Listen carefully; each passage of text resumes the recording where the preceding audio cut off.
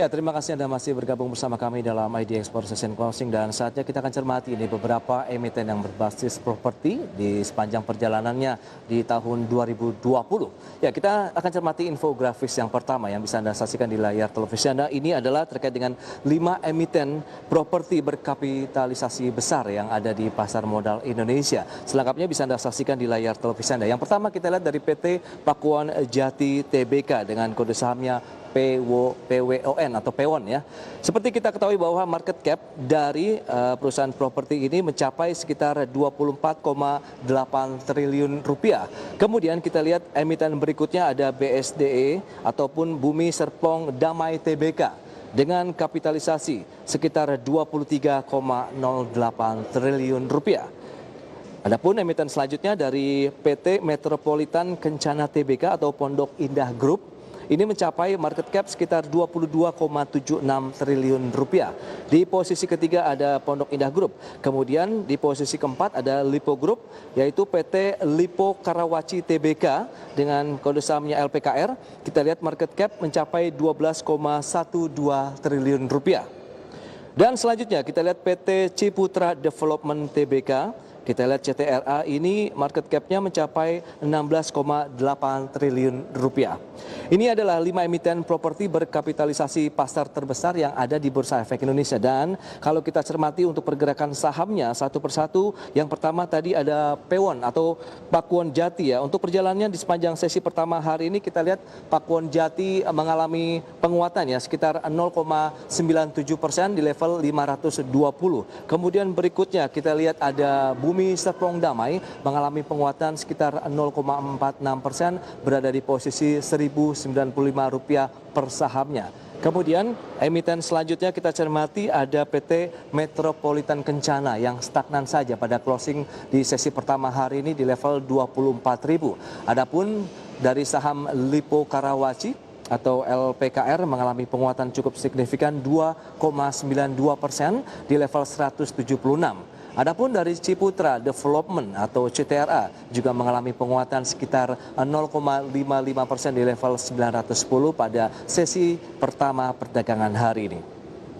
Dan berikutnya kita akan cermati grafis selanjutnya pemirsa terkait dengan dari realisasi ya. Ini pra penjualan emiten pemimpin pasar properti dengan periode Januari hingga September 2020. Selengkapnya bisa Anda saksikan kembali di layar televisi Anda.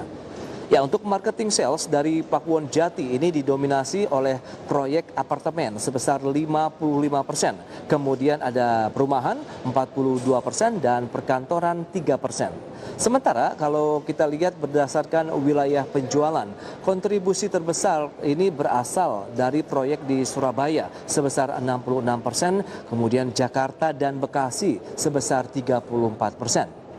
Kemudian untuk Bumi Serpong Damai, kita lihat penjualan hingga kuartal 3 lalu dikontribusi oleh marketing sale ini sejumlah proyek milik perseroan maupun anak usaha, baik dari segmen residensial maupun komersialnya. Dan kalau kita lihat proyek-proyek dari emiten grup usaha Sinarmas ini tersebar di sejumlah wilayah, baik di wilayah Jakarta dan sekitarnya. Itu dia kalau kita lihat untuk Pakuan Jati ya dengan realisasi marketing sales Januari-September mencapai 726 miliar rupiah. Kemudian pencapaian dari target tahun ini sekitar 67,92%. Itu capaian dari Pakuan Jati. Dan selanjutnya tadi sudah disampaikan BSDE Bumi Serpong Damai sekitar 4,7 triliun rupiah.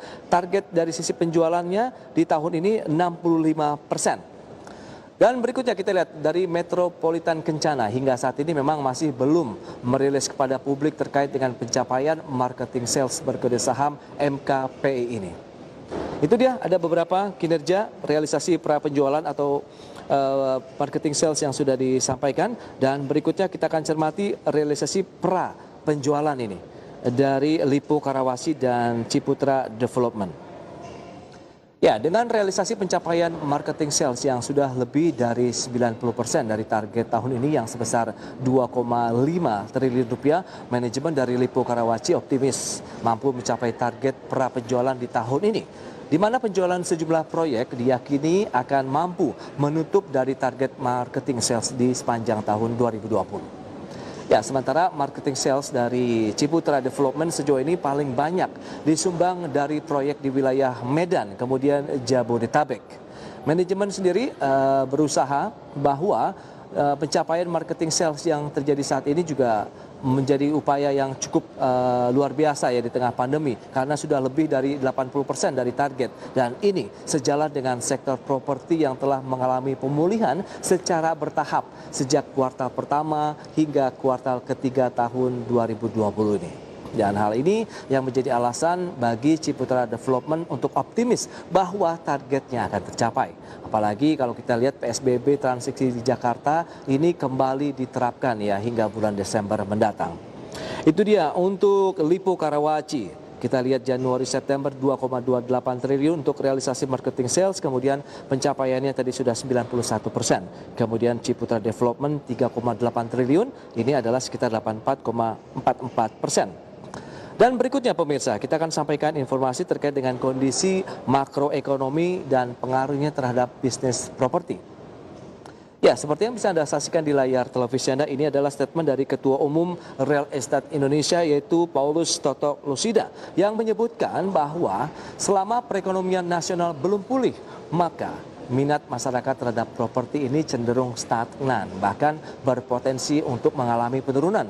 Kondisi ekonomi jualah ini juga yang dinilai Totok menjadi faktor utama mengapa perbankan belum juga menurunkan suku bunganya. Meskipun kita tahu Bank Indonesia sudah menurunkan suku bunga acuan 7 days reverse repo rate menjadi 3,75%. Oleh karena itu, Totok pun mengatakan bahwa peran pemerintah sangat dinantikan berikutnya ini oleh pelaku bisnis dalam mendongkrak kembali roda perekonomian Indonesia yang tertekan selama masa pandemi COVID-19. Kemudian di sisi lain kita lihat ada Undang-Undang Cipta Kerja Omnibus Law yang juga diharapkan dapat membantu pemulihan ekonomi di masa pandemi. Meski kita lihat ini perlu dibarengi ya dengan sejumlah penerbitan peraturan pelaksanaan. Jadi ditunggu nih aturan turunannya dari Omnibus Law akan seperti apa, yang akankah ini juga menyasar sektor properti untuk menjadi booster akan bangkit paling tidak di tahun 2021 mendatang. Ya, Ray juga telah meminta kepada pemerintah terkait dengan kebijakan untuk penundaan pembayaran angsuran pokok ataupun bunga KPR dan juga kebijakan dari sunset policy di sektor properti.